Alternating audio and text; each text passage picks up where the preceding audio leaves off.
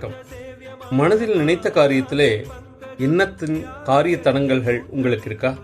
அப்போ நீங்கள் செய்ய வேண்டிய விஷயம் இதுதான். என்ன அப்படின்னா, நம்மளுடைய ஆழ்மனதில் பல நாட்கள் ஒரு கோரிக்கையை, ஒரு ஆசையை நினைத்து கற்பனை செய்து அதனை இப்படி அடைய வேண்டும் என்று நாம் நினைத்திருப்போம். அதற்கான முயற்சிகளும் எடுத்திருப்போம். ஆனால் பார்த்தீங்க அப்படின்னா, அந்த ஆசையும் அந்த எண்ணமும் அவ்வளோ எளிதில் நமக்கு கைகூடாமல் பல பல தடங்கல்களை, சந்திப்புகளை, மன போராட்டங்களை, ஏண்டா இந்த விஷயத்துக்காக நம்ம ஆசைப்பட்டோம் அப்படிங்கிற எண்ணத்தை கொடுத்துரும்.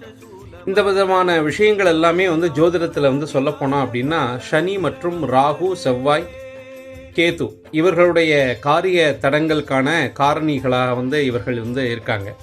அது இல்லாமல் நமக்கு 6, 8, 12ஆம் பாவத்தினுடைய திசைகளோ, புக்திகளோ, அந்தரங்களோ நடக்கும் போதும் கோச்சாரத்திலே நம்மளுடைய ஜனனகாலத்து சூரியனுக்கு பிதுன்முகம், சூலம், சனிபாதம், கேது, உல்கா, கம்ப, வஜ்ர, நிர்காத்துங்கிற 7 விதமான நட்சத்திர சாரங்களில் இந்த விதமான பஞ்ச கிரகங்கள், ராஜகிரகங்கள் இருந்தால் அவை இந்த பலன்களை தட்டி வைத்து விடுகிறது. அப்பேற்பட்ட அந்த பலன்களை இந்த பல தடங்களைகளை நிவர்த்தி பண்ணுவதற்கு எளிய ஒரு விஷயம் சொல்ல முடியும்.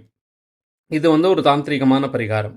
தினமும் மாலை சந்தியா வேலை 6 மணிக்கு வீட்டில் நெய் தீபம் போட்டுடணும். அந்த நெய் தீபம் போட்டுட்டு ஆதிசங்கர் பகவத்பாதாள் அருளிய காலபைரவ ஸ்தோத்திரம், இந்த காலபைரவ ஸ்தோத்திரத்தை செல்ஃபோனில் டவுன்லோட் பண்ணி கேட்டிங்க அப்படின்னா, சிச்சக்தி, மனசின் சக்தியிலே உங்களுக்கு அதீதமான ஜாகிரது, சொப்ன, சுஷுப்தி அப்படிங்கிறதுல துரிய நிலை, விழிப்பு நிலை, கனவு நிலையில் ஏற்பட்ட என்ன சிந்தனைகளில் வந்த திருஷ்டி, விக்னம், கிரகபீடை, க்ஷுத்ரமான ஒரு சங்கடங்கள், இவையெல்லாம் அந்த எண்ணத்துக்கான தடைகளை நிவர்த்தி செய்து கொடுக்கும்.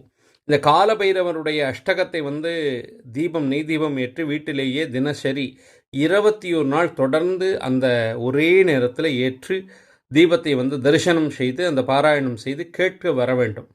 அந்த 21ஆவது நாள் வந்ததற்கப்புறம் காலபைரவர் கோவிலில் அர்ச்சனை பண்ணணும். முக்கியமாக நடுவில் வெள்ளிக்கிழமை வர்றப்போ அர்ச்சனை பண்ணுறது ரொம்ப விசேஷம்.